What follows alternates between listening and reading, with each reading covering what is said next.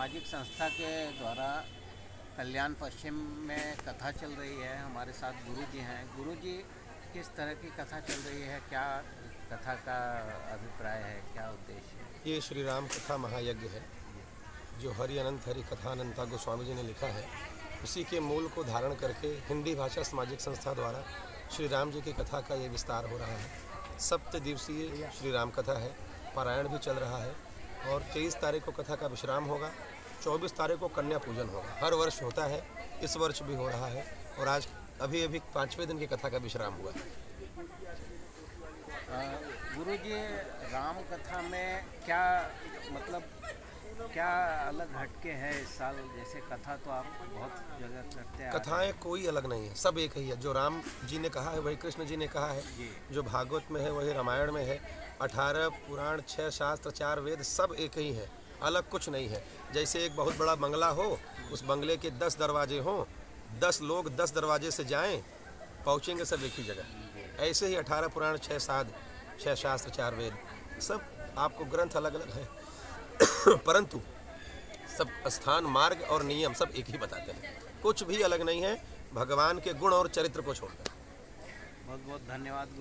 हमारी कथा 17 तारीख से चालू है और हमारा उद्देश्य यह है कि हम लोगों को जागृत करें और ज़्यादा से ज़्यादा संख्या में लोग यहाँ आके भगवान की कथा सुने। और इस समय अयोध्या में भी एकदम राममय माहौल है और 22 तारीख को श्री राम लला जी विराजमान होने वाले हैं अयोध्या में। और इसी उत्साहवश हम जो है इस साल कुछ ज़्यादा उमंग से ये कार्य कर रहे हैं ताकि लोगों में जागरूकता हो। और हम 22 जनवरी को हमारी तरह से ये हम लोग सोच रहे हैं कि दिवाली का एकदम दिवाली जैसा माहौल बना के हम लोग इस राम का स्वागत करें। और हमारी हिंदी भाषी सामाजिक संस्था हमेशा जो है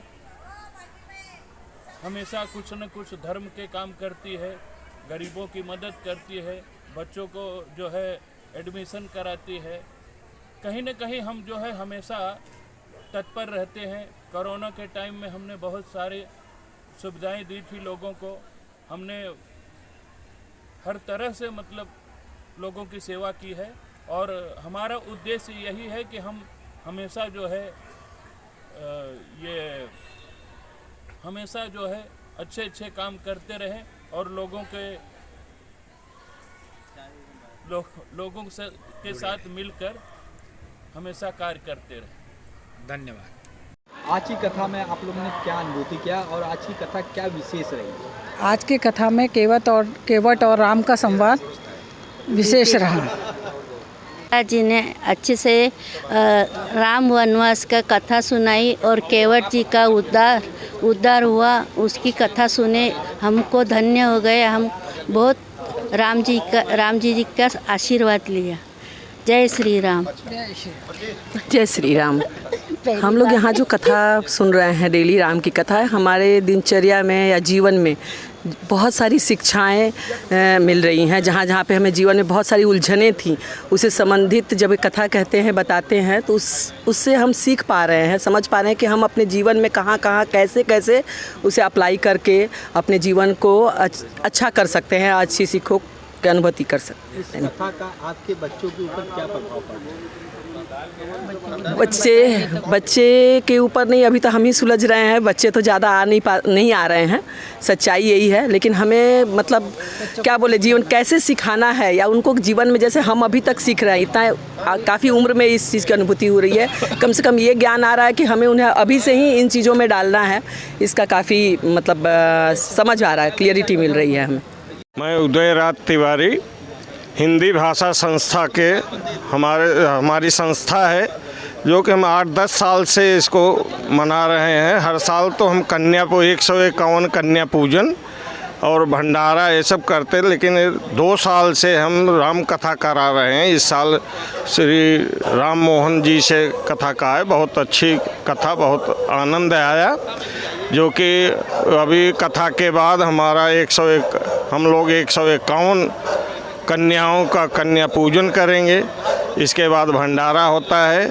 हमारा ये योगी धाम जो है राममय हो गया है, क्योंकि श्री रामचंद्र जी 500 साल के बाद श्री रामचंद्र जी की अयोध्या में स्थापना हो रही है।